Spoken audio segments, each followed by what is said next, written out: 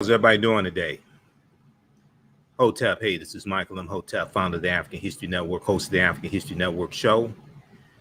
I'm a talk show host, researcher, lecturer, writer, and historian.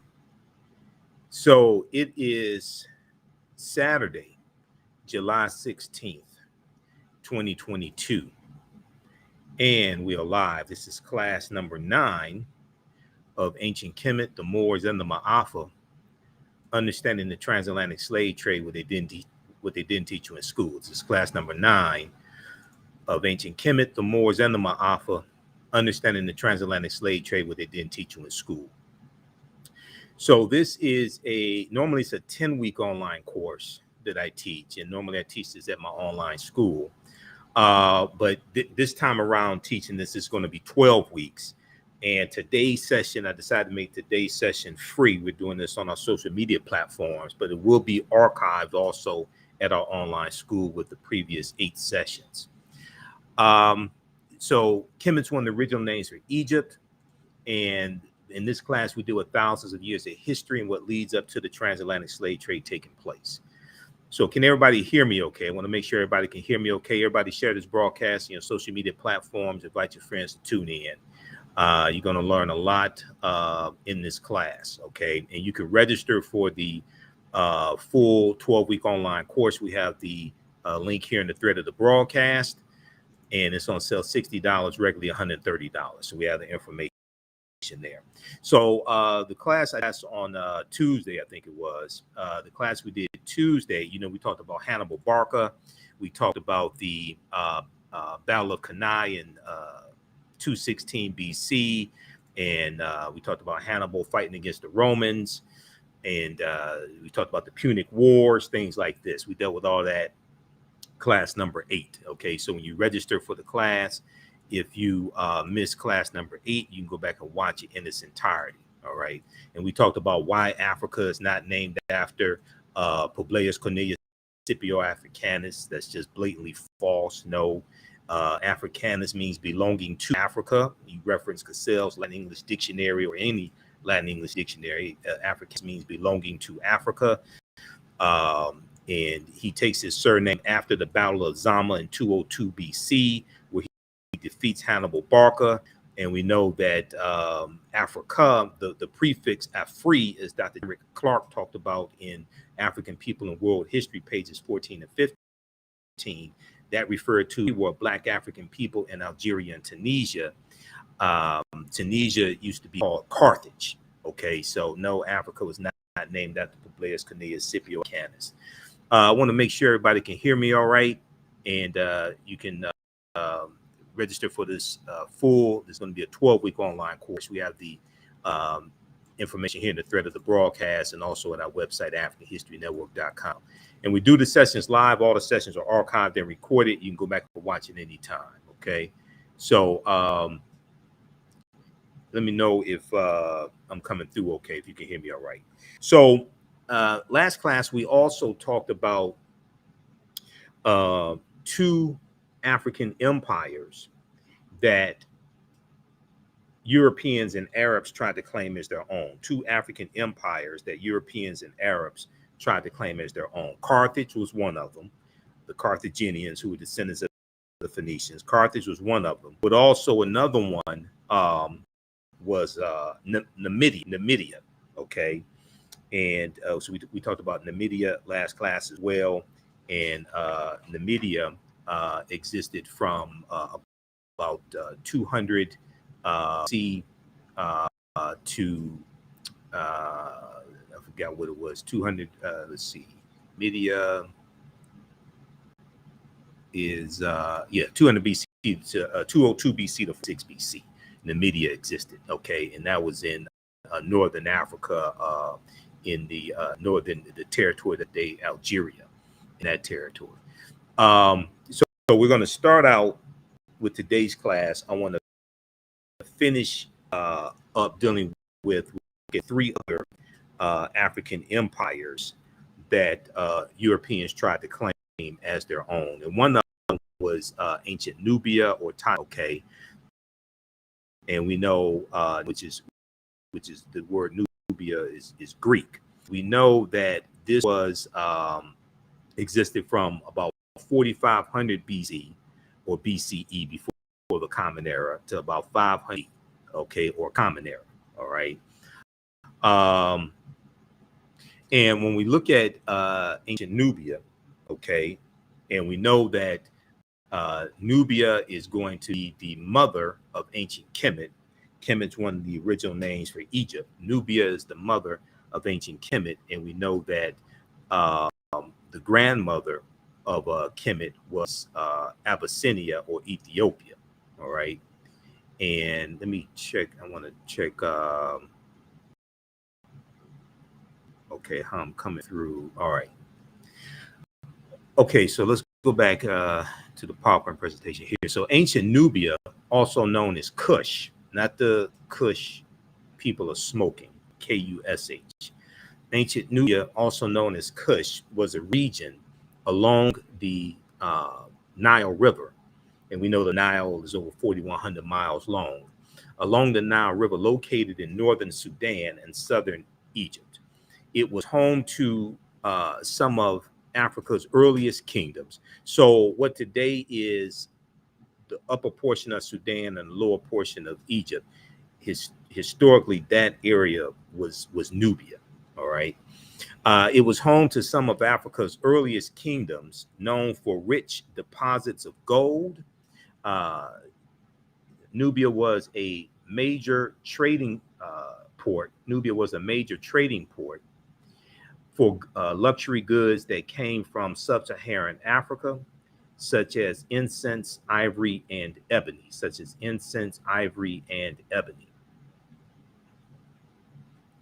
All right, let's continue. Okay, so the first monarchy of recorded history was established in Nubia. The Nubians were also known for their exceptional archery skills that provided the military strength. Rulers, kings or Nasubites or pharaohs of Nubia ultimately conquered and ruled Egypt or Kemet for about 1 century. Monuments still stand in modern Egypt and Sudan at the sites where Nubian rulers built cities, temples, and royal pyramids. We know that also there are more pyramids in the Sudan than there are in Egypt. There's as many pyramids in the Sudan as there are in Egypt as well. Okay. Once again, the Nubia Ta-Nehisi is mother of ancient Kemet. Okay, ancient Egypt. All right, let's continue.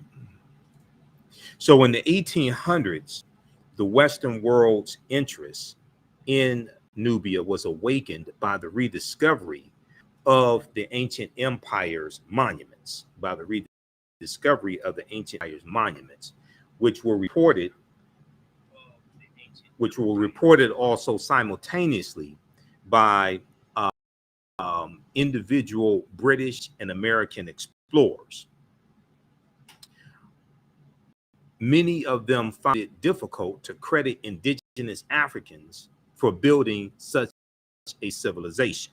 Thing with ancient Kemet as well. They found it hard to European and some Africans as well, some African Americans, but Europeans found it hard to believe that African people could build a civilization like that and can be advanced in technology, advanced in science, agriculture, etc. Okay, so they said that these were Europeans who did this, or these were brown-skinned Caucasians, or in some cases they're saying aliens came down and built the pyramids because Europeans can't figure out how the pyramids were built. So you have all these excuses that are given trying to rob African people of this greatness. Okay, so in the 1800s, the Western world's interest in Nubia was awakened by the rediscovery of the ancient empire's monuments, which were reported almost simultaneously by individual British, French, and American explorers. Many of them found it difficult to credit indigenous Africans for building such a civilization.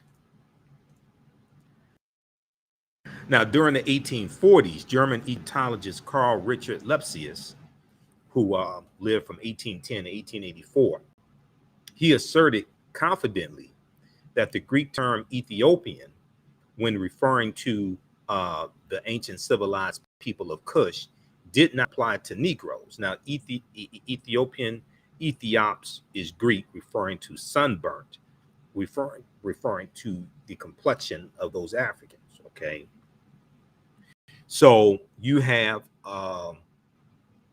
Europeans trying to say, oh, because at one time, what we call Africa, that was also referred to as Ethiopia. So you have some European archaeologists, etc., trying to say, oh, well, the term Ethiopian doesn't refer to Negroes. So he confidently asserted that Greek term Ethiopian, when referring to the ancient civilized people of Kush, did not apply to Negroes. It was used to describe reddish-skinned people closely related to the Egyptians who belonged to the Caucasian race. All right. So you had some, and Tony Browder deals with this in Nile Valley Contributions to Civilization. You had some anthropologists who said that the ancient Egyptians were brown-skinned Caucasians, all types of excuses trying to say they're anything but Black African people, because they could not have built something like this. And then at the same time, if you acknowledge they built this, well, you were enslaving their descendants also. You know, descendants coming from West Africa, Central Africa, Angola, the Congo. You're enslaving them. So if you are raising up this civilization and you gain so much from that civilization, then at the same time, then how could you justify conquering other African people who are in many cases related to those in the Nile Valley? Because we know the Dogon and Yoruba come from the Nile Valley. It's a lot of different African ethnic groups that migrate from into Central Africa, into West Africa.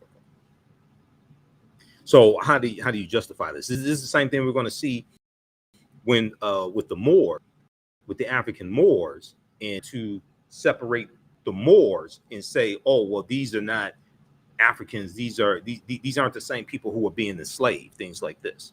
Okay.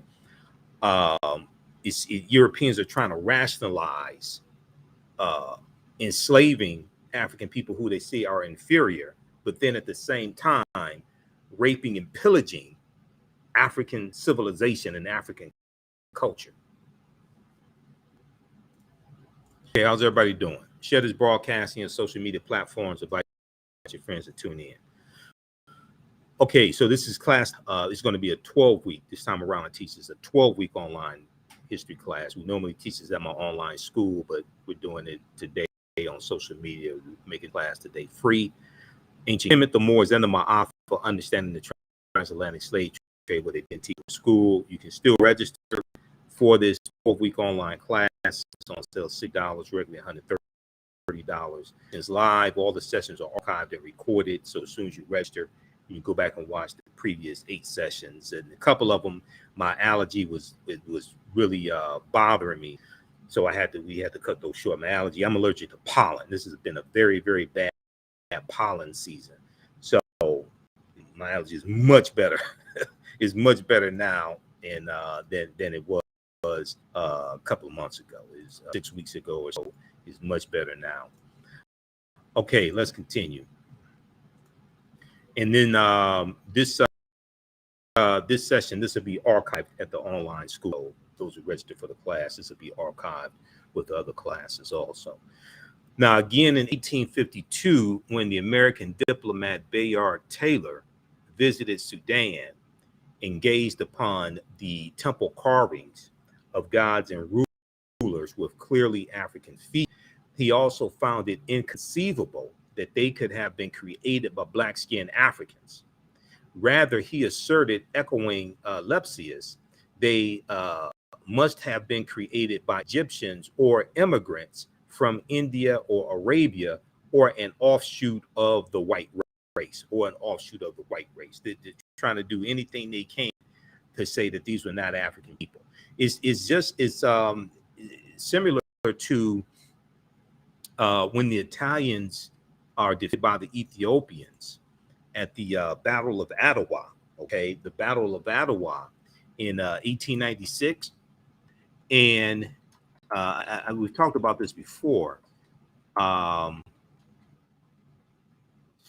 the Italians told the world that the Ethiopians were Europeans because they did not want to admit that they were defeated by African people. Okay, how many people are familiar with the Battle of Ottawa? This is an article here from blackpast.org. Blackpast.org is one of the sources we use in the class. This deal with tons of articles and excerpts from books, things like this, video clips, etc. This is the binder for the class here. This is the binder that I use as reference for articles, things like this, and then there's some books that we read for the class. But if we look at this article here from blackpast.org, the Battle of Ottawa, you see Ottawa spelled a couple different ways, A-D-O-W-A or D-W-A. This was 96, okay? So this was the Italians fighting against the Ethiopians. In March of 1896, and let me increase the size here, I want to make sure you can see this. In March of 1890, Ethiopian forces under the leadership of Emperor Menelik II, surprised the world by defeating an Italian army sent to conquer the empire. In the following article, Raymond Jonas, the Giovanni and Anthony Costigan history at the University explores that victory at Ottawa. His article is drawn from his recent book, The Battle of Ottawa, African Victory in the Age of Empire. So the battle, I'm not going to go through the whole article here, but I just want to hit on this point here. The Battle of Ottawa, March 1st, 1896, was a stunning victory for Ethiopia, but a rout and a disaster for Italy. And it played out against a background of almost unrelenting European expansion into Africa. So this is after the Berlin Conference of 1884 and 1885, where these European nations carve up Africa into colonies. This is after that. And Italy was the only African nation outside of Liberia that was not colonized by Europeans. We know Liberia was founded by the United States, the American Colonization Society, right about 1821. Liberia was founded. All right, let's continue here. So Ottawa, the story of Africans seeing to their own freedom, played out against a background of almost unrelenting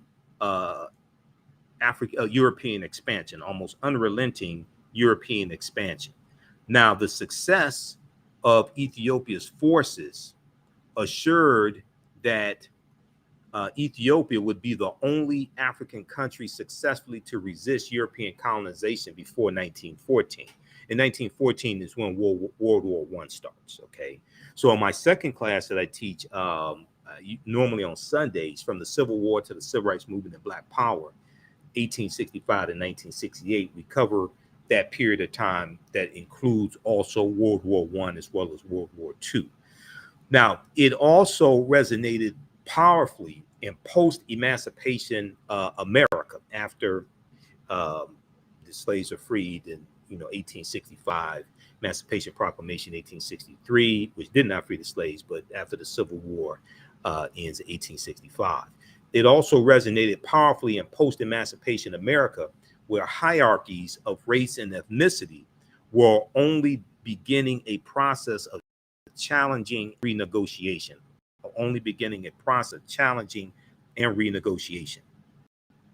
So this was 1896 in Ottawa.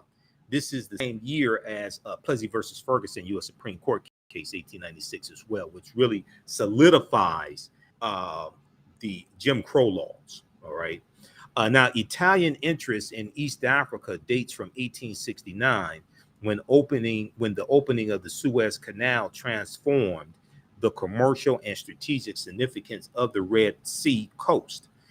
An official Italian presence did not begin until they established themselves at the Red Sea port of Maafa in 1885, at which the Italians began to move up into what are now the Eritrean highlands. Okay, and we know Eritrea is right near Ethiopia. Now, Ethiopian commanders sought to halt the Italian advance with notable success, but the Italians artfully played on rivalries among Ethiopian leaders. By 1890, the Italians had secured control over significant territory west and south of Maafa. They announced the creation of the colony of Eritrea with a capital at Asmara. Now, the Italians continued to push westward into Sudan, that we just talked about, Sudan, and southward toward the northern Ethiopian province of Tigray.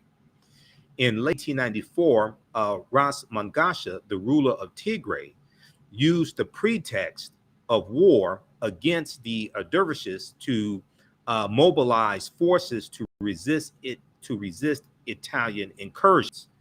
In a series of victories in early 1895, the Italians defeated Mangasha's forces.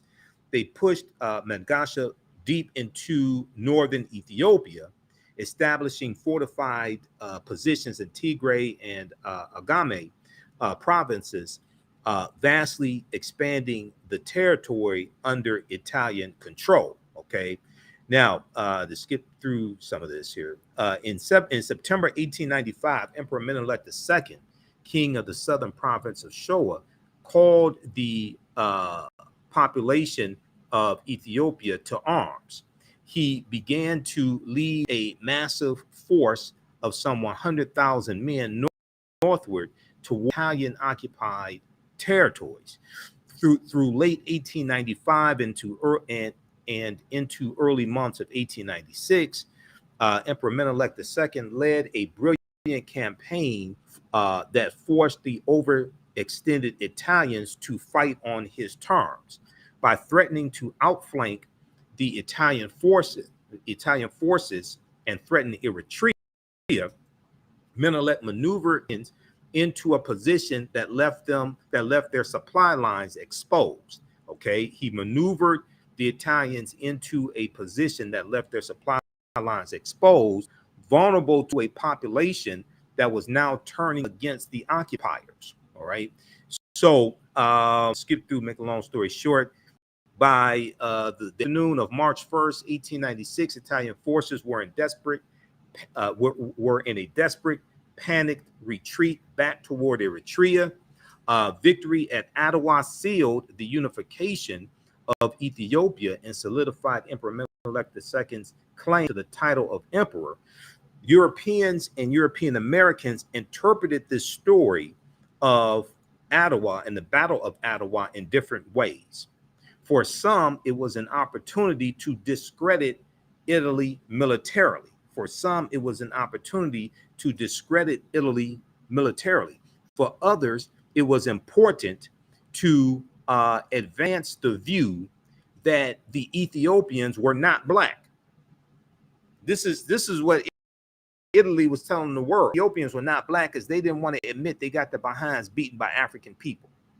For others, it was important to advance the view that the Ethiopians were not black, thus explaining away the significance of white and European defeat. Ethiopian victory secured independence for more than a generation. It also assured Ethiopia's status as a beacon throughout the African diaspora.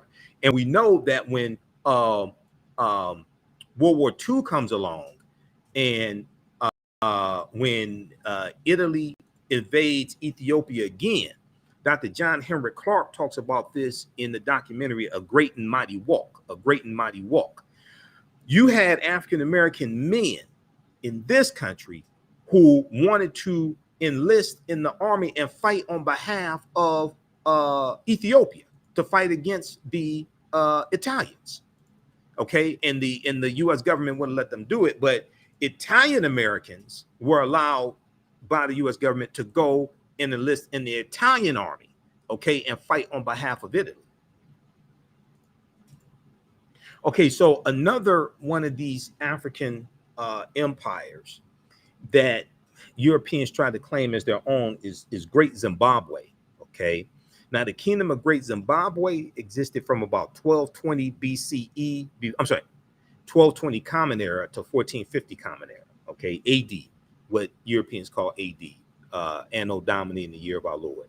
1220 AD to 1450 AD, or Common Era. Okay, the civilization of Great Zimbabwe was one of the most significant civilizations during the medieval period. Great Zimbabwe is also extraordinary because of the magnificent scale of its structures. Its most striking edifice, referred to as the Great Enclosure, has walls as high as 36 feet, extending approximately 820 feet, making it the largest ancient structure south of the Sahara Desert. The largest ancient structure south of the Sahara Desert. In the 1800s, European explorers, imperialists, and colonizers were stunned by Great Zimbabwe's grandeur and cunning workmanship.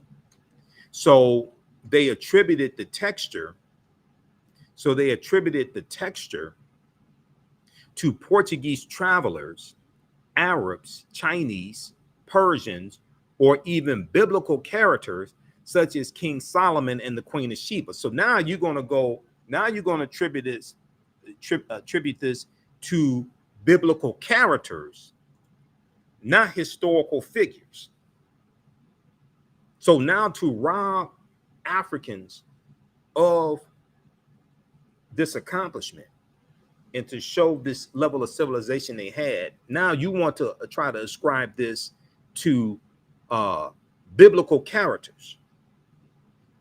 And I'm going to say this as delicately as I can. I may say some things that go outside the circumference of some people's awareness. Just because you disagree with it or don't like it or never heard it before does not mean it's not true. It just means you have to do some research to understand what I'm talking about. There's a reason why when you go to historical museums, like world history museums that deal with history in ancient times, things like this, there's a reason why when you go to world history museums, you don't see biblical characters. When you go to world history museums, notice usually you don't see biblical characters, unless maybe they have a section, possibly, and this is about the Bible. But even then, when they talk about biblical characters, they make a clear distinction. They'll say, according to the Bible, it says such and such. Usually they won't say according to archaeological evidence, according to history, things like that. World history and religious literature are separate. World history is in world history books. Religious literature is in religious literature. So they want to try to credit King Solomon and the Queen of Sheba for building the Great Enclosure in Zimbabwe. You'd be better off saying aliens built it. You'd be better off saying aliens built it. I'm going to leave that right there. Now, according to the Metropolitan Museum of Art, archaeological investigations conducted during the first decades of the 20th century have dismissed those attributions and confirmed both the antiquity of the site and its African origins. It was built by the ancestors of the indigenous Shona people who are in Zimbabwe today. The Shona people in the 11th century Common Era AD, long before the first Europeans ever set foot in Zimbabwe. Long before the first Europeans ever set foot in Zimbabwe. We talked about Nubia in class number 8. Okay. And Nubia we know is in northern Algeria, in the area that's like Algeria today. So North Africa. Namibia is there. Okay. Um, okay. So how's everybody doing? How you all like this type of information? I'm going to continue because we're going to get into some of the history of the Moors here in just a minute. But I wanted to finish this up because we talked about in class number 8, we talked about Carthage because we dealt with Hannibal Barca, Publius Cornelius Scipio. We dealt with the Punic Wars. We know the Punic Wars are from about 264 BC to 146 BC when Carthage was destroyed by Rome. Okay, 146 BC. And these were the 3 African nations. We're going to talk about Axum in just a minute that I did not get to last class. Normally, I do this class at our online school. Today, we're making this session free. Those who register for the online class, this session will be archived with the other ones at our online school. Okay, you can register for this full 10-week online class. We have the information here in the thread of the broadcast. The class is going to blow you away. If you like this type of information, you're going to be blown away by the full class. This time around, we're going to do 12 sessions instead of 10 because there's so much information that I have to get to and have done.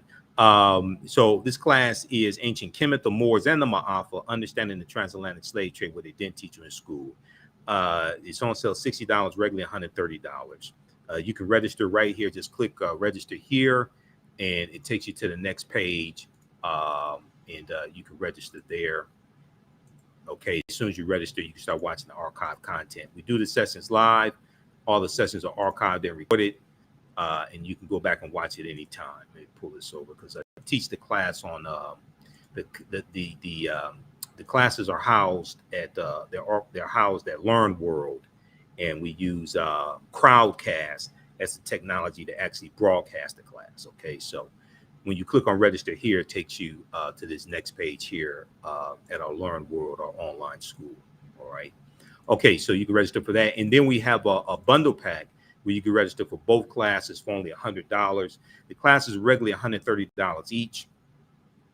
But you can register for both classes for $100. And there's some bonus lectures you get from me in digital format also.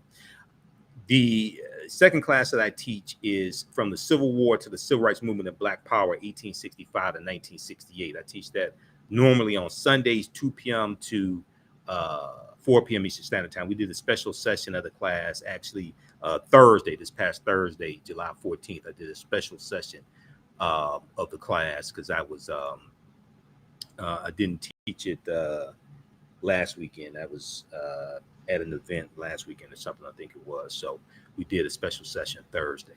Okay, so we have the information here in the thread of the broadcast, so you can register for the classes now, and you can register for the course bundle also. All right, let's continue. So the Axum is the next African empire that Europeans tried to claim as their own. Europeans and Arabs tried to claim as their own. Now, Axum existed from about 100 Common Era to 940 Common Era, or AD, what Europeans call AD. So the kingdom of Axum was a powerful Ethiopian Eritrean empire located in northern Ethiopia and Eritrea. It developed its power by controlling the Red Sea trade routes. Axum was ruled by the Negus Negast, the kings of kings. Okay, under King Azana, Axum was the most powerful empire in Northeast Africa, and in 350 Common Era, it sacked the Nubian kingdom of Meroe. Now, in the latter part of the 4th century, Axum invaded the southern part of the Arabian Peninsula and occupied Yemen from 335 to 370. At its height, Axum included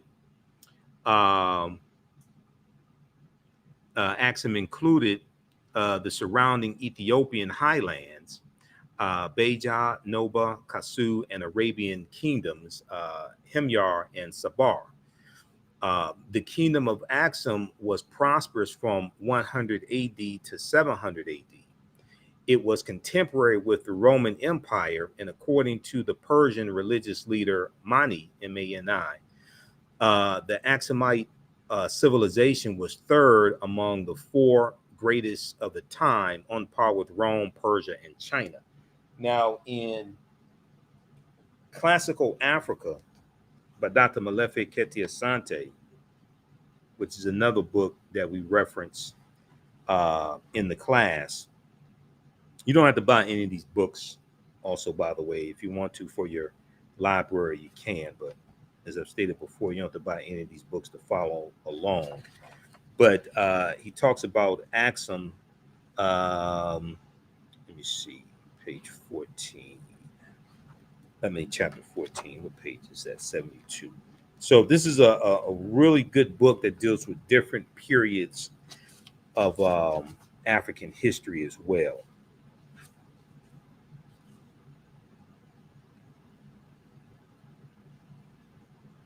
Okay, so starts page 72.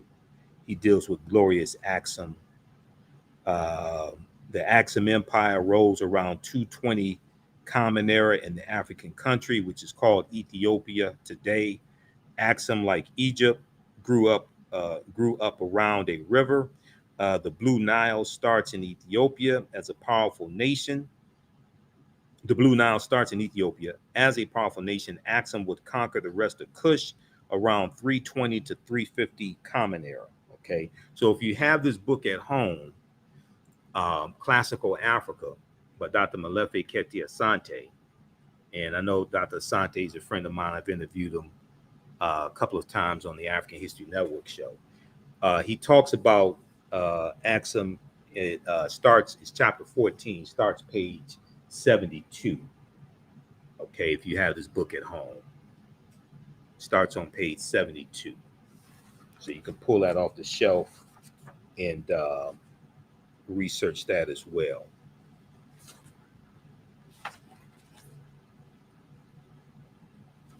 He goes on to talk about Axum's gift to the world, page 79.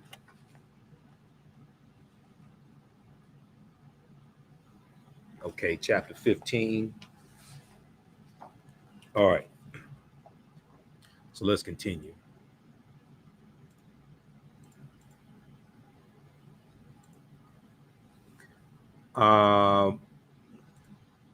All right, so the Axumite civilization was third among the four greatest of the time, on par with Rome, Persia, and China.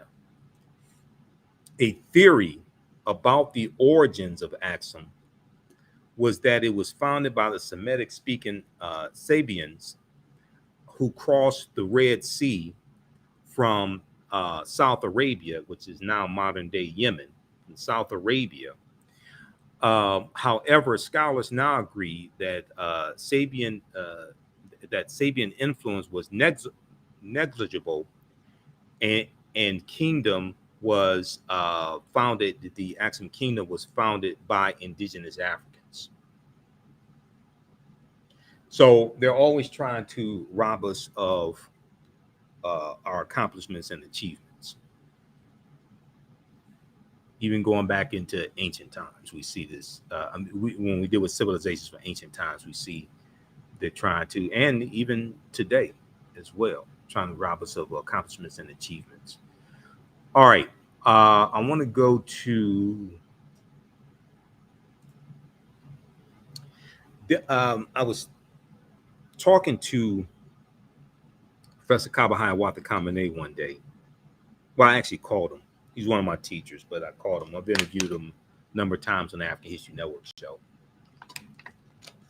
But I wanted to ask him about information dealing with the origins of the term America. Because I was hearing different things about the origins of the term America. And he referenced the book Fulcrums of Change by Jan Carew. And what happened was he sent over to me. I think he emailed it to me, the JPEGs of it or what have you, faxed it to me, however he got it to me. But he sent me the pages 91 through 105 of the book Fulcrums of Change by Jan Carew, the historian Jan Carew. And Jan Carew, because Professor Kamba was saying that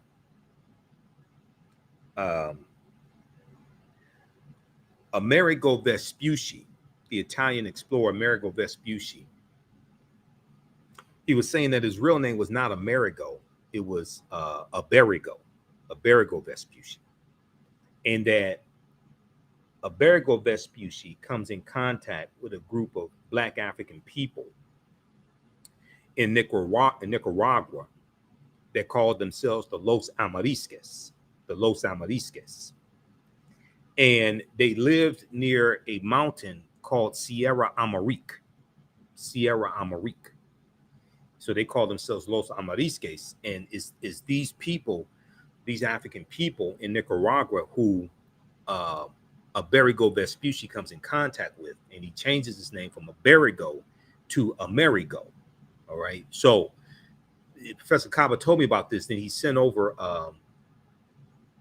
these pages from the book Fulcrum of Change, and I read through those pages. And Jan Carew goes deep into the history and the etymology of the word America. He talks about Iberigo Vespucci changing his name, all of this.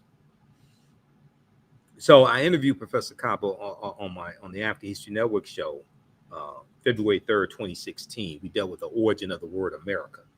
If you go to our website, go to our new website, theafricanhistorynetwork.com. AfricanHistoryNetwork.com is our old website. But if you go there, if you go to AfricanHistoryNetwork.com, it will forward you to, it'll redirect you to our new website, theafricanhistorynetwork.com, and click on listen to podcast right on the homepage where it shows the information dealing with the radio show. Click on listen to podcast, and you can go back in the audio podcast of the African History Network show back to February 3rd, 2016. You can listen to that show. Now, the Noah Webster Dictionary, 1828 edition, the Noah Webster Dictionary, if you look up the word American, okay, if you look up the word American, it'll tell you that an American, the noun, is a native of America. And it'll tell you that the word American, American, American, originally applied to the Aboriginals or copper-colored races found in the Americas by Europeans. It originally applied to the Aboriginal or copper-colored races found in the Americas by Europeans, but now applied to the descendants of Europeans born in America. So as we talked about earlier in the course, and we dealt with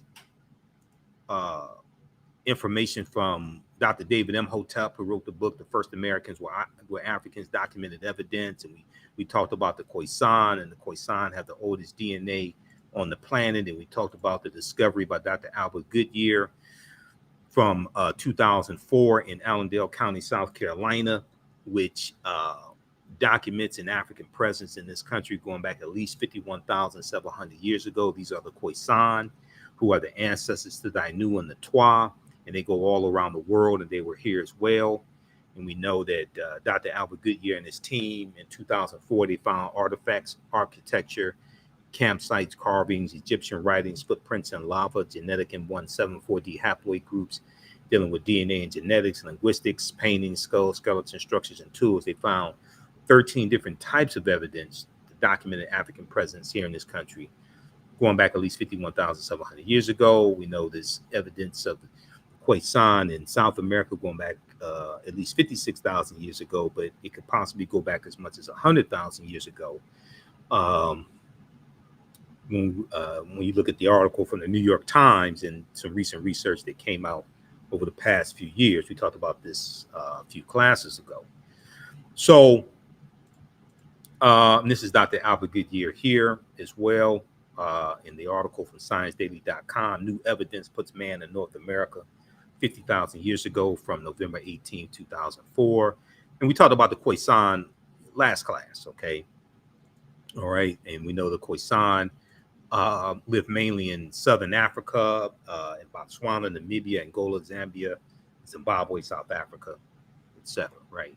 So when you go and look at this, they're telling you that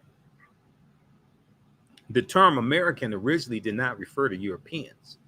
And it was African people and people who we call Native Americans that Europeans found in the Americas when they got here, when they got to the Americas. So they're telling you that the term America or American did not originally apply to Europeans, which once again reinforces not the David Imhotep's book, which is backed up by 713 footnotes and 7 peer-reviewed articles. And his new book is The First Americans Were Africans, Expanded and Revised. I just interviewed him October 12th, 2021 about his new book. So this once again reinforces that the original Americans were not Europeans. All right, Bantu Stephen Biko, one of our great South African freedom fighters, he said the most potent weapon in the hands of the oppressor is the mind of the oppressed. He was portrayed in the 1987 movie Cry Freedom by Denzel Washington. Bantu Stephen Biko, the most potent weapon in the hands of the oppressor is the mind of the oppressed.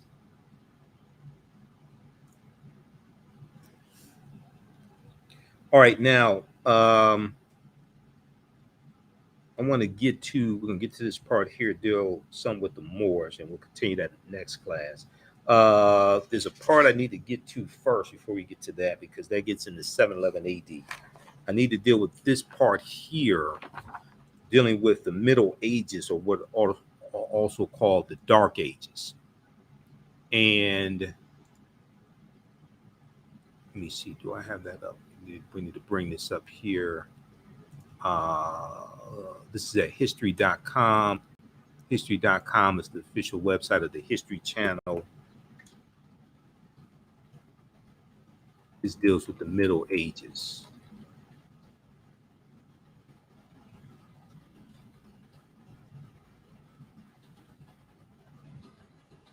Let me bring up this article here. So when we talk about the Middle Ages, or what some people call the Dark Ages as well, this is a period of time from about 476 Common Era to the early 1300s, okay? Because in the 1300s, 14th century, Europe is coming out of the Dark Ages, going into the next age, the Renaissance age. And we know it's going to be the teachings that the Moors take into Europe that bring Europe out of the Dark Ages. And everything we taught Europeans came back to kick us in the behind. Everything we taught Europeans came back to kick us in the behind. All right. And we're going to see what leads to the transatlantic slave trade taking place as well. This is why I say I wish we had never taught them. Okay. All right. We're going to post who still needs to register for this 12-week online history class. I'm going to post the link here again. You can register for this. As soon as you register, you can watch the previous classes. And we also have the classes in the bundle pack where you can register for this one and the second one I teach on Sundays, from the Civil War to the Civil Rights Movement of Black Power, 1865 to 1968. So the bundle pack is on sale right now, $100. That's a $360 value. Okay, if we look here at this article, Middle Ages, from history.com. People use the phrase Middle Ages to describe Europe between the fall of the Roman Empire, 476 AD, and we talked some about the fall of the Roman Empire, the western portion of the Roman Empire. We talked some about that last class. The fall of Rome in 476 AD to the Vandals and the Visigoths, and the beginning of the Renaissance in the 14th century, which is the 1300s. Many scholars call the era the medieval period instead. Middle Ages, they say, incorrectly implies, Middle Ages, they say, incorrectly implies that the period is an insignificant blip sandwiched between two much more important epochs, okay, or periods of time. So some people call it Middle Ages, other people call it the medieval period. Some people call it the Dark Ages because there was not a lot of scientific advancement, inventions, things like that during that period of time. And Europe was enthralled in a civil war and famine, things like this during this period. And they're hit with, in the 14th century, 1347 to 1400, they hit with the Black Death, the Bubonic Plague. And during that period of time, we know Europe loses between a quarter to 1/3 of the population.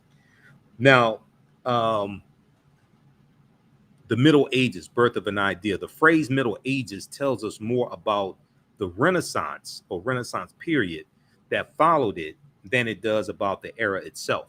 Starting around the 14th century, European thinkers, writers, and artists began to look back and celebrate the art and culture of ancient Greece and Rome. Celebrate the art and culture of ancient Greece and Rome. Now, a lot of that art and culture was influenced by ancient Kemet also, by the way. Accordingly, they dismissed the period after the fall of Rome as a middle or even dark age in which no scientific accomplishments have been made, no great art produced, no great leaders born. The people of the Middle Ages had squandered the advancements of their predecessors. This argument went that the people of the Middle Ages had squandered the advancements of their predecessors and mired themselves instead in what 18th century English historian Edward Gibbon called barbarism and religion. Barbarism and religion. Okay, now, between 1347 and 1350, a mysterious disease known as the Black Death or the Bubonic Plague killed 20 million people in Europe, 30% of the continent's population. It was especially deadly in cities where it was impossible to prevent the transmission of the disease from one person to another. Now, this way of thinking, referring to the Middle Ages, this way of thinking about the era in the middle of the fall of Rome and the rise of the Renaissance prevailed until relatively recently. However, today scholars note that the era was a complex and it was as complex and vibrant as any other. Okay, so you have the Catholic Church in the Middle Ages, in 800 Common Era. For example, Pope Leo II named the Frankish king Charlemagne the quote unquote emperor of the Romans, the first since the Roman Empire's fall more than 300 years ago.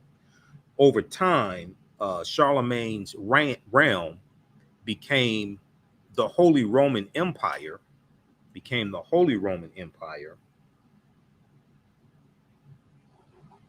one of several political entities in Europe whose interests tended to align with those of the church. Ordinary people across Europe had to tithe, T-I-T-H-E, tithe 10% of their earnings each year to the church. They ain't tithe 10% each week. They tithe 10% of their earnings each year, not each week. I'll leave that right there. At the same time, the church was mostly exempt from taxation. These policies helped it to amass a great deal of money and power,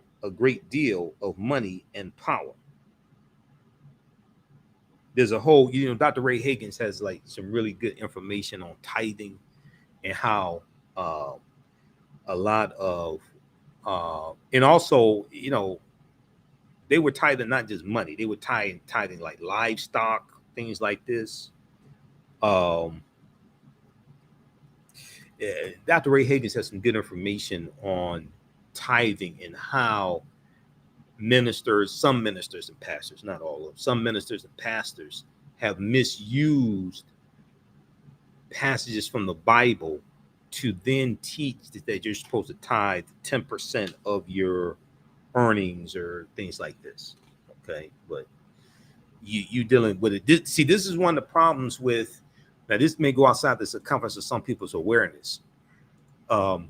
This is, you're dealing with, if you deal with the Helios Biblos or the Sun Book, SUN, or the Bible, because Helios is in reference to sun, SUN, not SON. You're dealing with a different period of time in a different region of the world, different countries under different laws. So just trying to extrapolate that and apply that to today in the United States, in Detroit, Michigan, and Philadelphia, Pennsylvania, things like this, in a different region of the world, in a different political structure,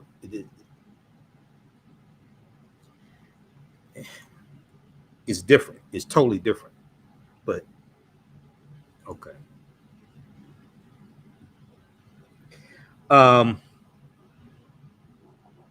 Middle Ages and the rise of Islam. So meanwhile, the Islamic world was growing larger and more powerful.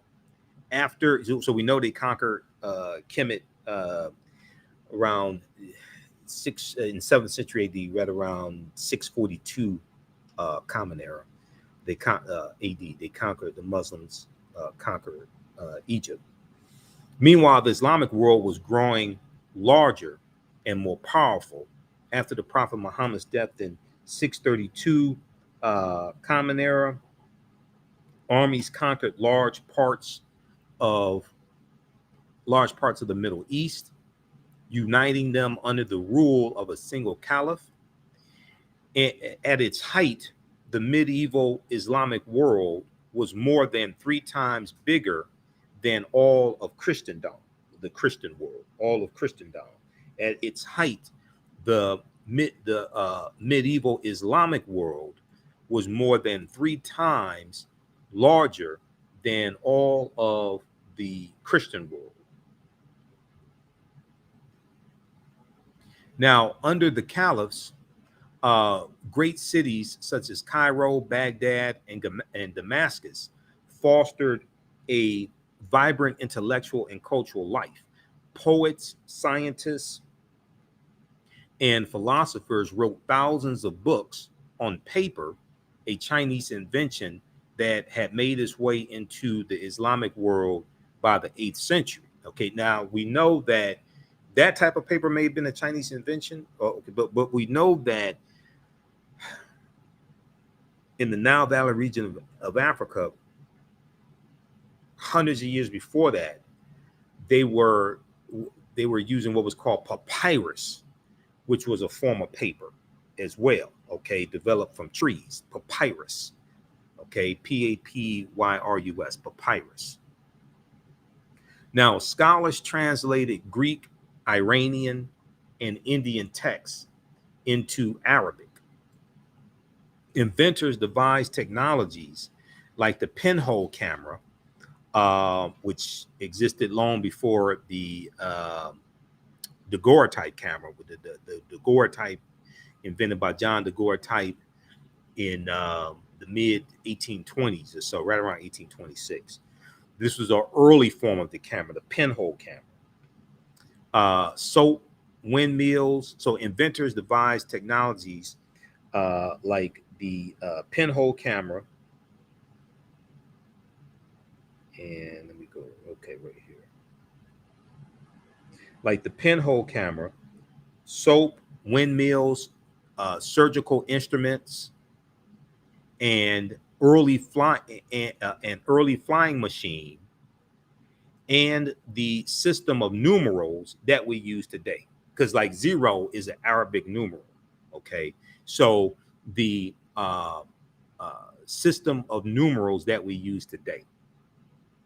And religious scholars and mystics translated, interpreted, and taught the Quran and other scriptural texts to people across the Middle East. Okay, so then you have the Crusades as well, that we'll talk about next class, because that gets into 11th century Common Era, 1096 AD. Because next class we'll talk about the Crusades, and we'll talk about Christopher Columbus and the African Holocaust, slavery, and the rise of European capitalism by Dr. John Henrik Clarke. Toward the end of the 11th century, the Catholic Church began to authorize military expeditions or crusades to expel Muslim, quote unquote, infidels, what they called infidels, from the Holy Land. Crusaders who wore red crosses on their coats to advertise their status believed that their service would guarantee the remission of their sins and ensure that they could spend all in eternity in heaven. Okay, it would guarantee. They believed that their service, and these were called the Poor Knights of Christ. They're later going to be called the Knights Templar, when the Knights Templar are founded around 1118 Common Era. Okay, they're going to be called the Knights Templar and become very powerful. We'll talk about that more next class, because we'll get into the Crusades next class. Believed that they believed that their service would guarantee the remission of their sins and ensure that they could spend all eternity in heaven. Now, they also received more worldly rewards, such as papal protection from the Pope, protection from the Catholic Church, papal protection of their property, and forgiveness of some kinds of loans and payments. We know it's going to be the Crusades began in 1095 AD, when Pope Urban II summoned a Christian army to fight its way to Jerusalem, and continued on and off until the end of the 15th century. In 1099 Common Era, armies captured Jerusalem from Muslim control, and groups of pilgrims across Western Europe started visiting the Holy Land. Many of them, however, were robbed and killed as they crossed through Muslim-controlled territories during the journey. Around 1118 AD, a French knight named Hugues de Payens created a military order along with 8 relatives and acquaintances that became known as the Knights Templar. The Knights Templar. And they won the eventual support of the Pope and a reputation for being fearsome fighters. The fall of Acre in 1291 AD, or Common Era, marked the destruction of the last remaining Crusader refuge in the Holy Land, and Pope Clement V dissolved the Knights Templar in 1312 Common Era. Okay, so we'll talk more about the Knights Templar and the Crusades next class. Okay, and then you have the Black Death, the Bubonic Plague, that hits the first the first wave of it. Basically is going to be like 1347 to 1350, but it's going to hit on and off from 1347 to 1400, the Black Death. Okay, so that's a brief synopsis of the Middle Ages. Okay, now the bubonic plague started in Europe in October 1347, when 12 ships from the Black Sea docked at the Sicilian port of Messina. Most sailors aboard the ships were dead. And those who were alive were covered in black boils that oozed blood and pus. Okay, most sailors aboard the ships were dead, and those who were alive were covered in black boils that oozed blood, and pus. Now, symptoms of the Black Death included fever. Symptoms of the Black Death included fever, chills, vomiting, diarrhea, terrible aches and pains, and then death.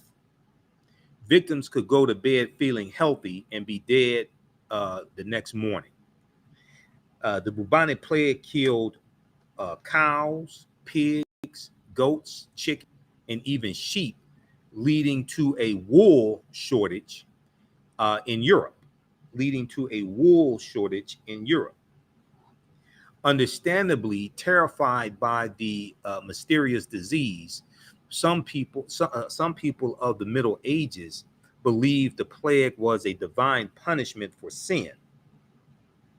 To obtain forgiveness, some people became flagellants, traveling to Europe to put on public displays of penance that could include whipping and beating one another. Others turned on their neighbors, purging people they believed to be heretics. Okay, heretics doing things against Christianity, saying things against Christianity, being a heretic, or, Aunt Esther may call it being a heathen. Okay, but a heretic.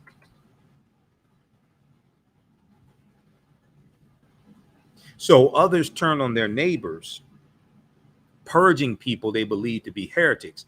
Thousands of Jews were murdered between 1348 and 1349, while others fled to less populated areas of Eastern Europe. Today, scientists know that the Black Death, the bubonic plague, was caused by a bacillus called Yersinia pestis, which travels through the air and can also be contracted through the bite of an infected flea.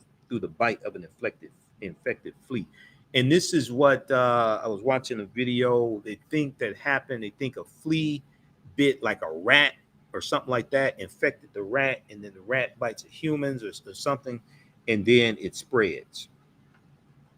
Now, when we look at the Middle Ages economics and society, in Middle Europe, rural life was governed by a system scholars call feudalism. And we'll talk about this. We'll talk about the feudalistic system more next class when we get into the Crusades in Dr. John Henrik Clarke's book, Christopher Columbus and the African Holocaust, Slavery and the Rise of European Capitalism, because he references that. So we'll talk about this more in that class, because that plays the feudalistic system comes into play when we deal with the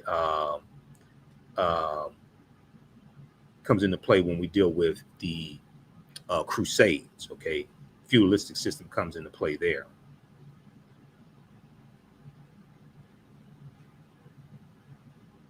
All right, let's continue. So how you all like this type of information? Share this broadcast on your social media platforms, Facebook and YouTube. Invite your friends to tune in.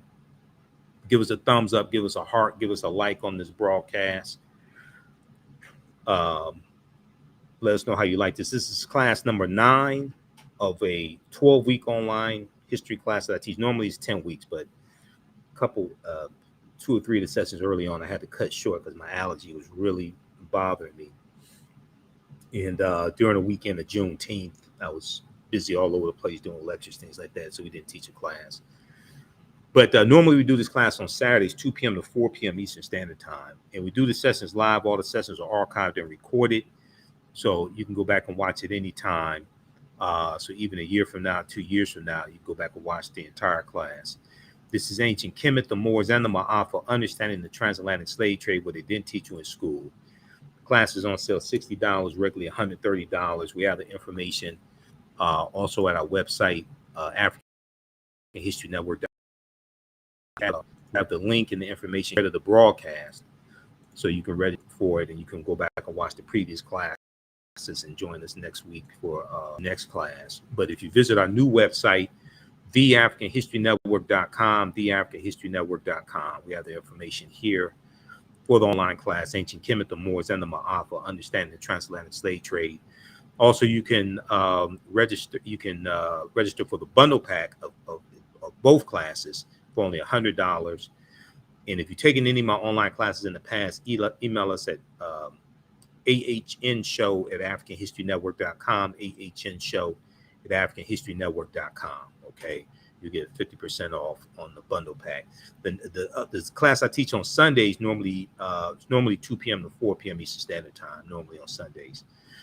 We won't be teaching on the 17th. I won't teach it on the 17th because I'm at an event all day. The second class I teach is from the Civil War to the Civil Rights Movement and Black Power, 1865 to 1968. Okay, and we start in 1803 with the Louisiana Purchase, and we deal with history from 1803 through 1968. We deal with what leads up to the Civil War taking place. We deal with Reconstruction, 1865, 1877. We deal with Jim Crow era, World War I, World War II, Civil Rights Movement, Black Power Movement, and the Great Migration. Great Migration was 1915 to 1970. Okay, so we deal with all that in that second class. And it's the same format. We do the sessions live. All the sessions are archived and recorded. You can go back and watch that class anytime as well. So a year from now, 2 years from now, you can go back and watch these classes in their entirety. All right. So in medieval Europe, real life was governed by a system scholars call feudalism. In a feudal society, the king granted large pieces of land called fiefs to noblemen and bishops. Landless peasants, known as serfs. So you hear about the serfs and the lords. Landless peasants, known as serfs, did most of the work on the fiefs. They planted and harvested crops and gave most of the produce to the landowner. Kind of reminds you of sharecropping. In exchange for their labor, they were allowed to live on the land. They were also promised protection in case of enemy invasion. Okay. Now, during the 11th century AD, during the 11th century, however, the feudal life began to change. Agricultural innovations such as the heavy plow and three-field crop rotation made farming more efficient and productive. So fewer farm workers were needed, but thanks to the expanded and improved food supply, the population grew. Okay, thanks to the expanded and improved food supply, the population grew, and because of these agricultural innovations, because of these advancements, you needed less farmers. As a result, more and more people were drawn to towns and cities. Meanwhile, the Crusades had expanded trade routes to the east and given Europeans a taste for imported goods such as wine, olive oil, and luxurious textiles. As the commercial economy developed, port cities in particular thrived. Port cities in particular thrived. By 1300 AD, there were some 15 cities in Europe with a population of more than 50,000 people. In these cities, a new era was born, the Renaissance era. Okay, the Renaissance era. The Renaissance was a time of great intellectual and economic change, but it was not a complete rebirth. It had its roots in the world of the Middle Ages. Okay, so that's just a brief synopsis of the Middle Ages, because that also deals with the history of the Moors in medieval Europe as well. Okay, that period of time. So you're looking at 476 AD with the fall of the western portion of the Roman Empire to the 14th century to like the early 1300s. Okay, now if we look at this article here from National Geographic, Okay. This article from National Geographic called "Who Were the Moors?" Who were the Moors? And can you all hear me okay? I want to make sure the audio is good. It sounds all right on my end, but I want to make sure I'm coming through and people can hear me. Okay. So I just want to check the audio. Testing, testing. All right. And let me see something here. All right. And testing.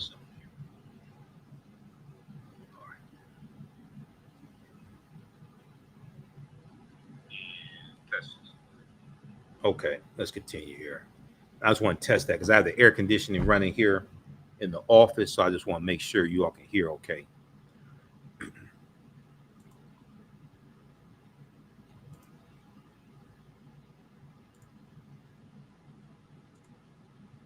Okay, so if we look at this article here from National Geographic, who are the Moors? If the term seems familiar from art and literature but still confusing, there's a good reason.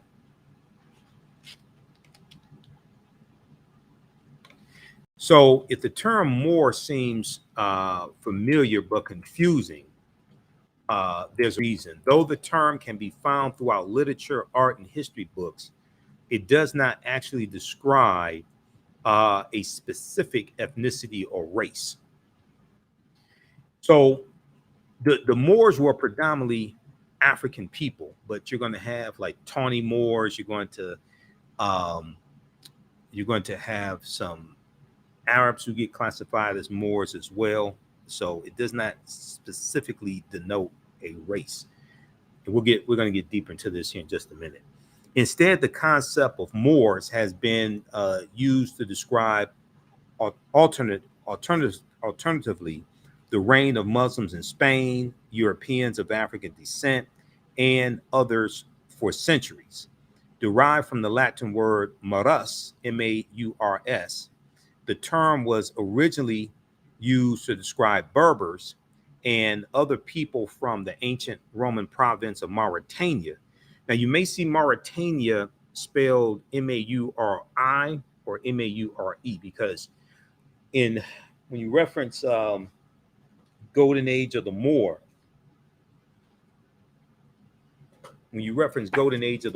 edited by Dr. Ivy Van Sertima, we'll get into this here in just a minute.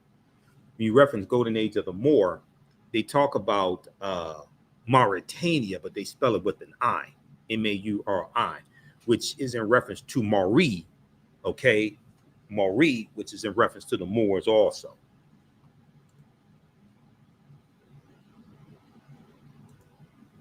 Okay, so derived from the Latin word marus, the term was originally used to describe Berbers and other people from the ancient Roman province of Mauritania in what is now North Africa.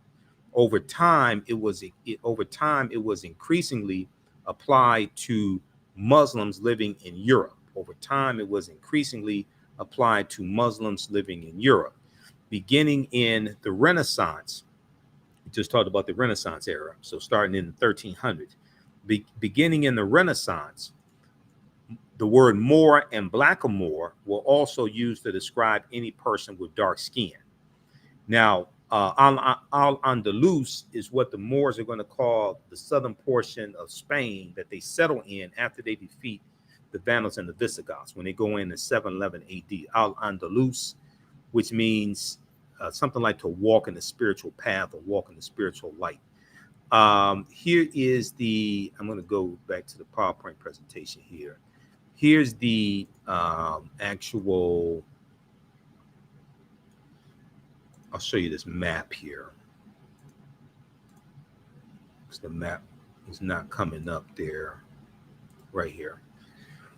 Okay, Al-Andalus, Spain and Morocco, 756 Common Era. So you see Morocco and Mauritania next to each other, Northern Africa.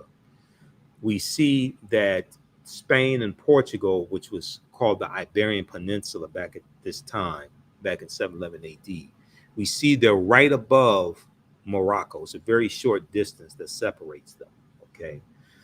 So, and also, we're going to see that historically the complexions of um, the the complexions of the Spanish and Portuguese, historically, we're going to see their complexions are going to be darker than those further east into Europe, like the Germans and the British, the English, things like this.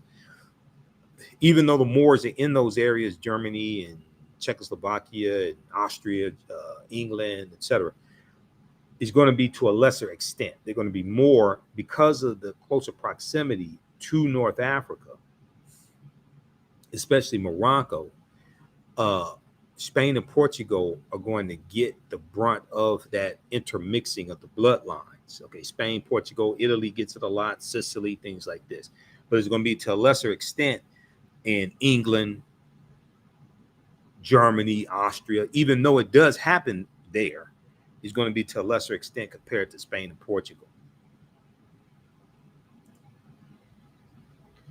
Okay, I want to go back to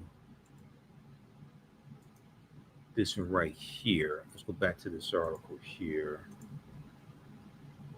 So in 711 AD, a group of North African Muslims, led by Berber general Tariq ibn Ziyad, captured the Iberian Peninsula, modern-day Spain and Portugal.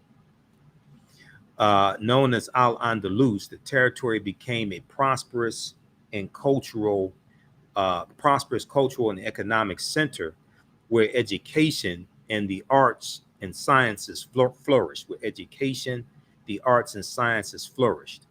Over time, the strength of the Muslim state diminished, creating inroads for Christians who resented Muslim Moorish rule, because there was going to be an increasing amount of resentment and hostility towards the Moors from Christians, from Catholics, from Europeans.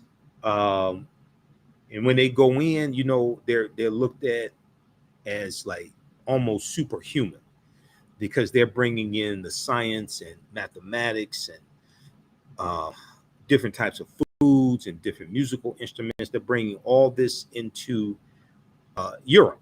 Okay, but they're going to be, we'll get to this more next class. There's going to be hostilities that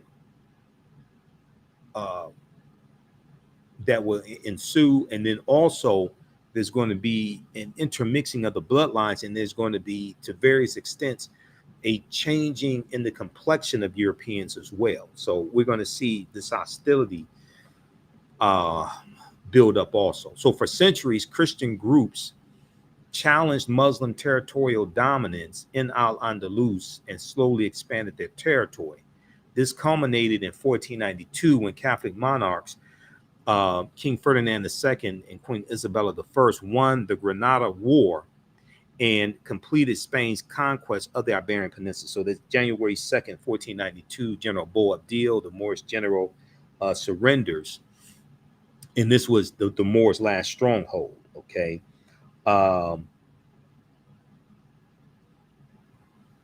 This was the Moors' last stronghold. Now we know August 3rd, 1492, Christopher Columbus is going to set sail on his first of 4 voyages on the Nina, the Pinta, and the Santa Maria. This is going to be later in the same year that the Moors lose control of their last stronghold, and later in the same year. So what's known as the Reconquista is going to be completed with the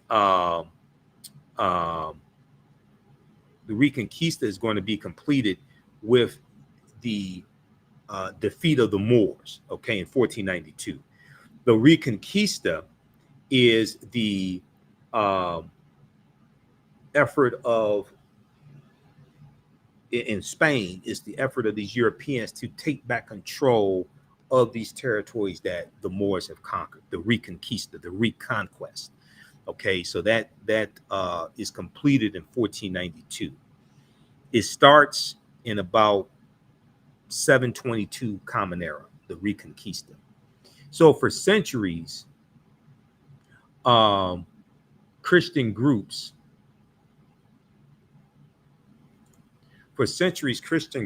challenged Muslim territorial dominance in Al-Andalus and slowly expanded their territory. This culminated in 1492 when Catholic monarchs, King Ferdinand and Queen Isabella, won the Granada War and completed Spain's conquest of the Iberian Peninsula. Eventually, the Moors were expelled from Spain. And we know that some Moors are going to flee. We know some Moors are going to be conquered and enslaved, and they're going to be taken into these Spanish colonies that Spain conquers, like what Columbus encounters on his 4 voyages, the Jamaica and Santo Domingo, the island, the Hispaniola. The island of Hispaniola. Okay, where and we know the western third of Hispaniola is where Haiti is going to be. We know that becomes the western third of the island of Hispaniola in 1697 is going to become under French control. Okay, they get that from the Spanish, but Jamaica, Puerto Rico, Cuba, things like this, they're going to be Africans that the Spanish are going to take into these territories and others, but especially these that Columbus conquers on his 4 voyages. So eventually the Moors were expelled from Spain. Some of these Moors are going to be enslaved. Now, by then, the idea of Moors had spread across Europe. Moor, M-O-O-R, came to mean anyone who was Muslim or had dark skin. Occasionally, Europeans would distinguish themselves. Occasionally, Europeans would distinguish between black Moors and white Moors.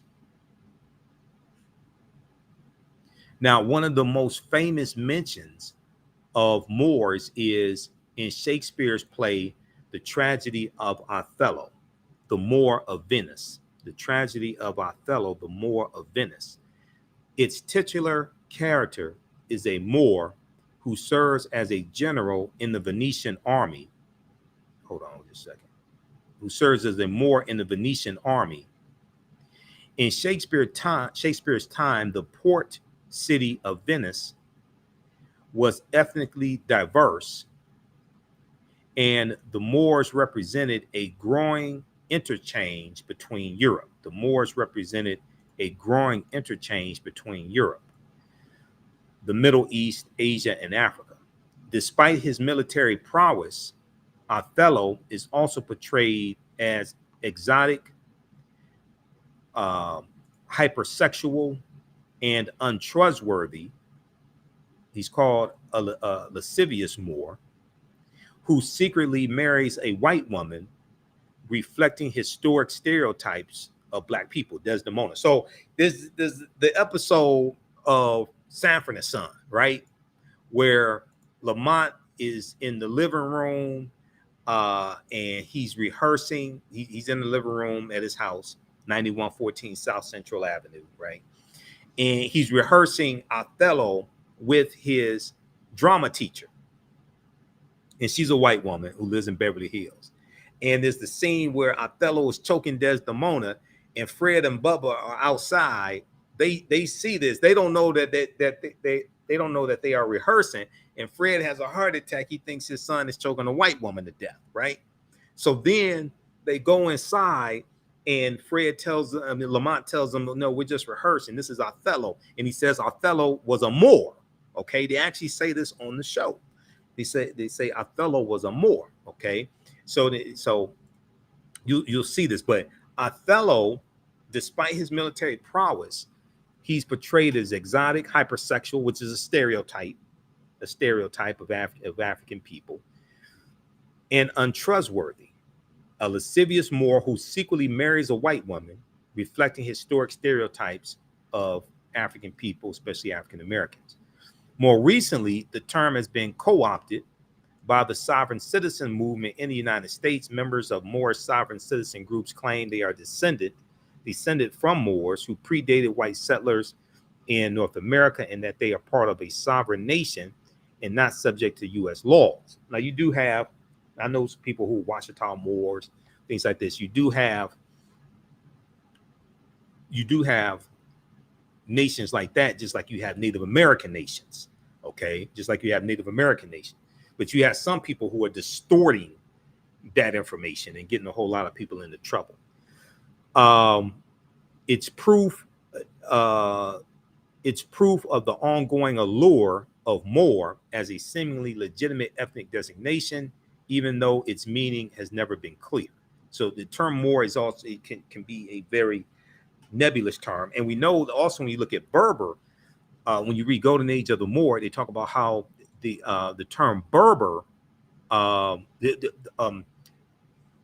term Berber was used by Arabs to refer to the Moors. Okay, that is okay. So this is this article here. Who were the Moors? Right here. I have a subscription to National Geographic. I pay them $24 a month because I reference different articles. From that, I read National Geographic, reference to different articles in my classes, so I had to get a subscription to them. Okay, we're gonna go for a few more minutes. How's everybody doing? Be sure to register for this. This time around that we do is going to be 12 weeks because we had to cut 2 or 3 of the classes short early on. So this is a 12-week online class that I teach normally on Saturdays, 2 p.m. to 4 p.m. Eastern Standard Time. So we're doing it later today. And we teach this at my online school. Okay, so it's not taught here on social media. We teach this at our online school. And the name of this class is Ancient Kemet, the Moors, and the Maafa, Understanding the Transatlantic Slave Trade, where they didn't teach you in school. And we deal with thousands of years of history and what leads up to the transatlantic slave trade taking place also. So the class is on sale, $60. We do a PowerPoint presentation. We have book references, articles, video clips, all of that in the class. We do the sessions live. All the sessions are archived and recorded. You can go back and watch it anytime. So as soon as you register, you can go back and watch the previous classes. I would say this information is PG-13, so you can use this content with your children as well. And it's a very visual class also. And we have video clips in it, articles, book references, everything. Okay. So the class is regularly $130 on sale. $60. So you can we have the information to register here in the thread of the broadcast, and I just posted it also, and it's at our website, theafricanhistorynetwork.com, theafricanhistorynetwork.com. And we have the bundle pack where you can register for both classes that I teach for $100. All right, now let's continue here. So there was a good article that Runoko Rashidi wrote for AtlantaBlackStar.com, and we reference also Runoko's book, Black Star: The African Presence in Early Europe. So we reference in the class, we reference Golden Age of the Moor, edited by Dr. Ivan Van Sertima, and Runoko Rashidi has an essay in this book as well. Also, Dr. Jose Pimenta Bay has an essay in this book. Dr. Jose Pimenta Bay is a brilliant scholar and historian, and he's a brilliant scholar when it comes to the history of the Moors. He was one of my first interviews I did in 2010 when I started the African History Network show. He was one of my first interviews. He used to teach classes on the history of the Moors at Temple University. Then he moved over to Berea College in Kentucky. Okay, so I had to get in contact with him. We're Facebook friends. I need to get in contact with him to interview him again. But this is Black Star: The African Presence in Early Europe by Runoko Rashidi. We know Runoko passed away August 2nd, 2021 while he was in Egypt. So Runoko was a friend of mine. I interviewed him, I think, about 6 times on the African History Network show. But Runoko wrote a really good article for AtlantaBlackStar.com called Moors, Saints, Knights, and kings, Moors, saints, knights, and kings, the African presence in medieval and Renaissance Europe, the African presence in medieval and Renaissance Europe. And here's an excerpt of the article. The study of the African presence in history, whether in the African diaspora or Africa itself, is a richly rewarding endeavor. In this study, we realize that slavery alone is not African history. Slavery alone is not African history, and that African history is everybody's history. The history of African people, Black people, is rich and comprehensive, inspiring, and often little known. Nowhere is this more the case than the African presence in medieval and Renaissance Europe. The African presence in medieval and Renaissance Europe. Okay, now let me go. Okay, right here. According to the Oxford English Dictionary, the Moors, as early as the Middle Ages and as late as the 17th century, were, quote, commonly supposed to be black or very swarthy, and henceforth, hence the word is often used for negro or negro. Early in the 18th century, after a grim and extended resistance to Arab invasion of North Africa, the Moors joined the triumphant surge of Islam. Following this, the 8th century, I think I said 18th century, the 8th century, okay. Early in the 8th century Common Era, after a grim and extended resistance to the Arab invasions of North Africa, the Moors joined the triumphant surge of Islam.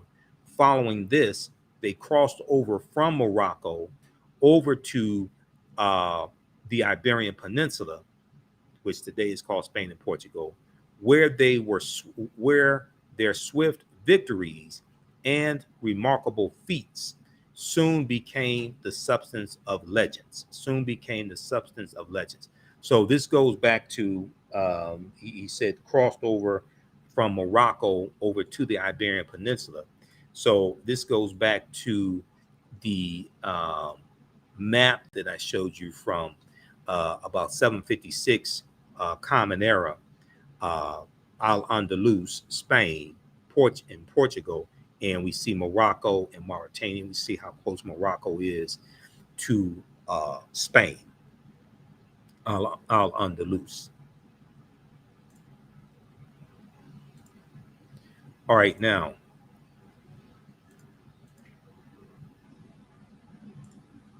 in July 710, Tarif, with 400 soldiers, not Tariq, but Tarif with 400 soldiers and 100 horses, all Berbers, successfully carried out a mission in southern Iberia. Tarif, Tarif, an important port city in southern Spain, is named after Tarif. It is clear, however, that the conquest of Spain was undertaken upon the initiative of Tariq ibn Ziyad.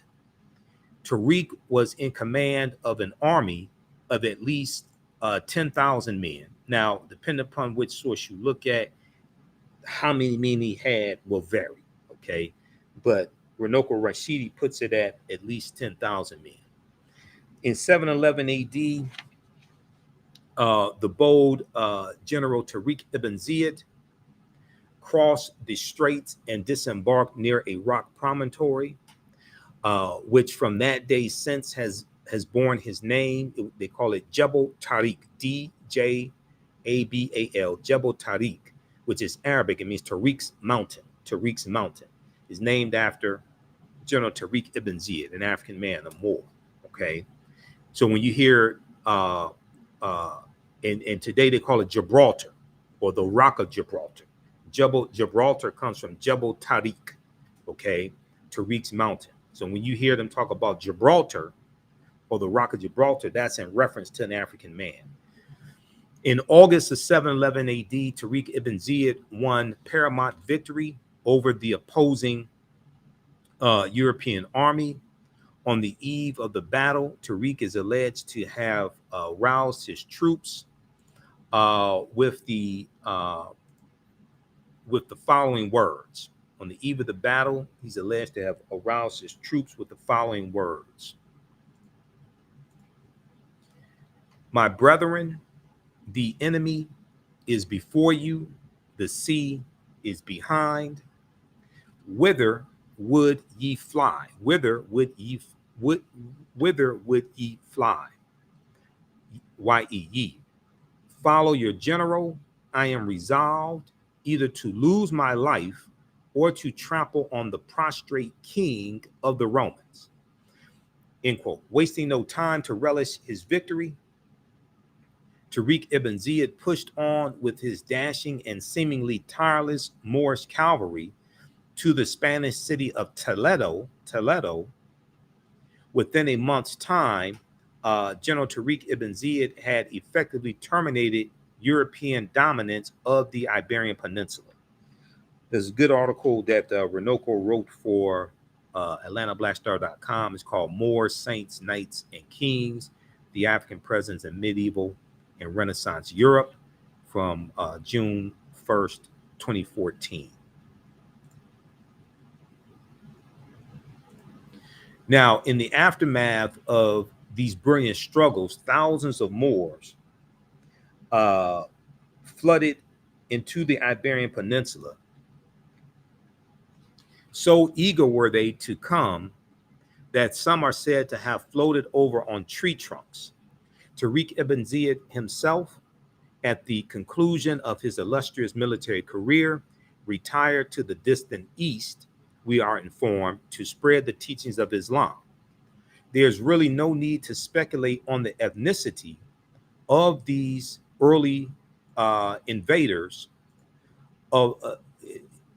There's really no need to speculate on the ethnicity of these early invaders of the conquest period. Primary Christian sources relating to the conquest, particularly the Primera Chronica, General of Alfonso X, make the following observation regarding the Moors. Their faces were black as pitch. The handsomest among them was as black as a cooking pot. Their faces were black as pitch. The handsomest among them was as black as a cooking pot. Now, if we go to, let's see, we go back to this. So who, referring to the question again, who are the Moors, or who were the Moors? The Moors' ancestors were known as the Garamantes. The Garamantes were a Black African people living in North Africa. Hannibal Barca was Garamanti. Okay, we know the Carthaginians, descendants of the Phoenicians, these were all Garamantes, as well as St. Augustine. George G.M. James, in the book Stolen Legacy, he said that the Moors were the custodians of the ancient Egyptian mystery system. And these teachings are going to bring Europe out of the Dark Ages or out of the Middle Ages, okay? And then you can also reference the article that we already referenced from National Geographic, Who Were the Moors? Who were the Moors? Now, the origin of the word Moor. What is the origin? What's the etymological derivation of the word Moor? The word Moor is derived from the Greek word maros, M-A-U-R-O-S, which literally means black or a very dark color. You'll also see the word maras, M-A-U-R-U-S.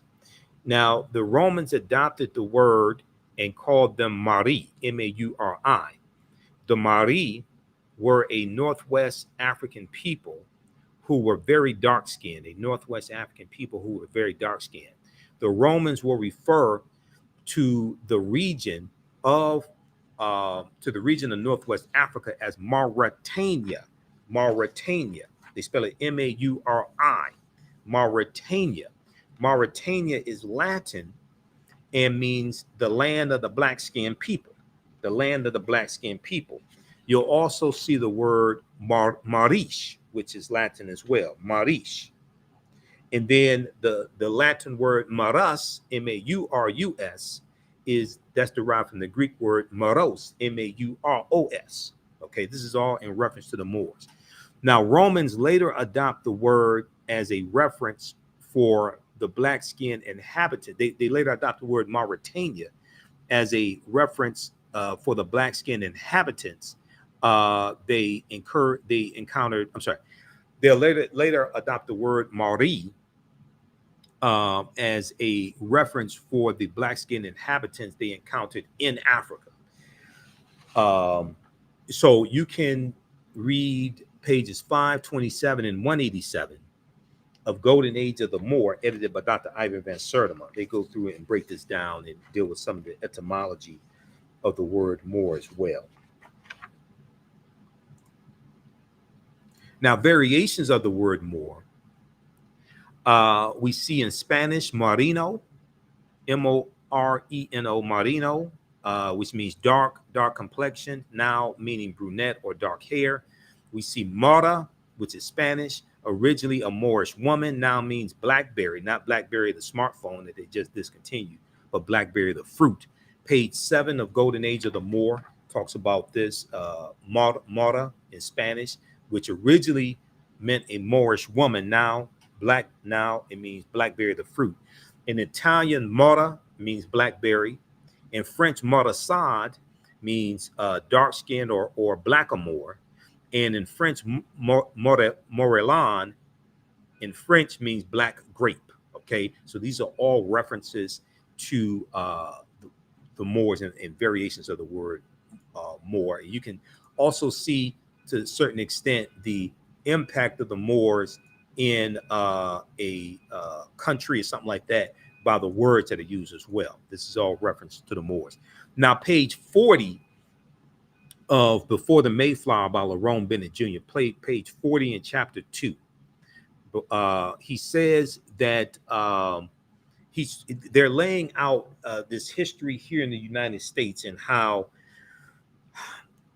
when the early European settlers come, they don't have codified slave laws here in the U.S. Even in 1619, when those 20 and odd Africans on the White Lion pirate ship come into Point Comfort in Virginia, the codified slave laws don't exist in any of the 13 colonies. But they're talking about the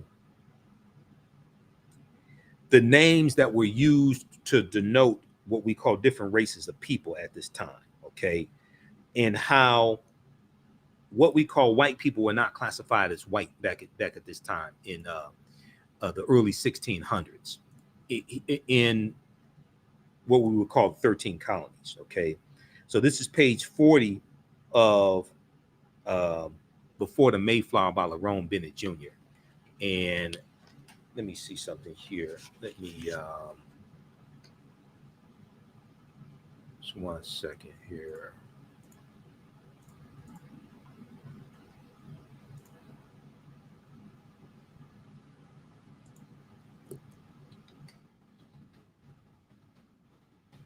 Let me see if I scanned this. I want to see if I have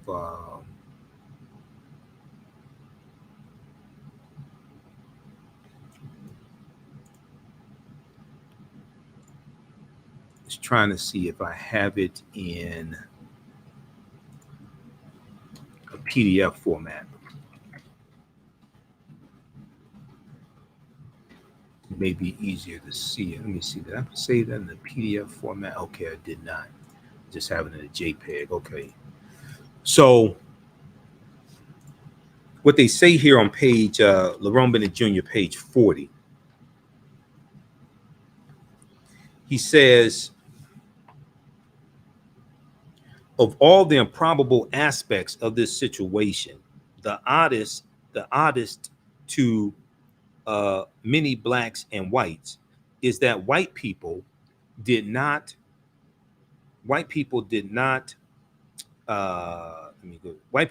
seem to know that they were white. It appears from surviving evidence that the first white colonists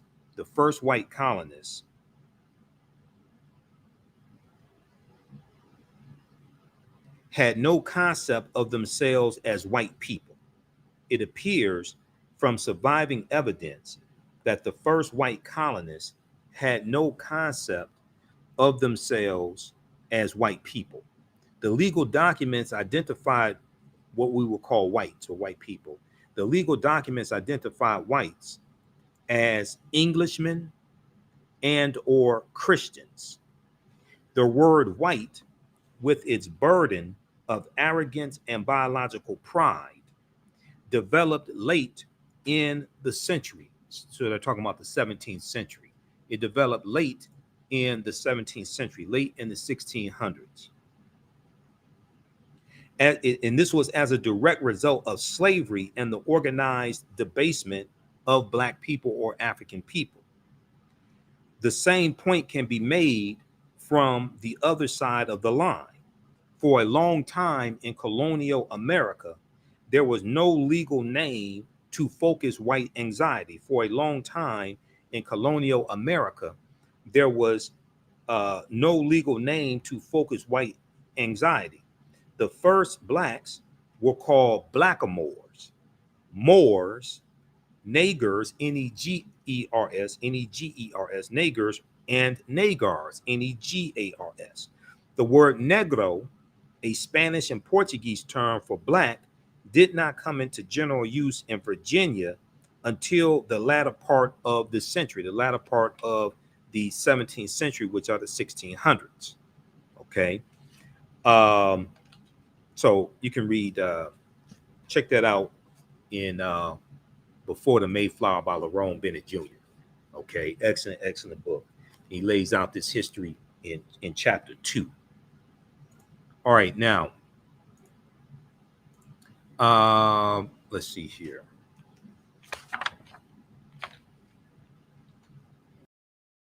We leave off. Okay, we did that before the Mayflower, Middle Ages. All right, so we're gonna wrap up. We're gonna wrap up with this today. Hopefully, you learn. How'd you all like this type of information? Give us a thumbs up.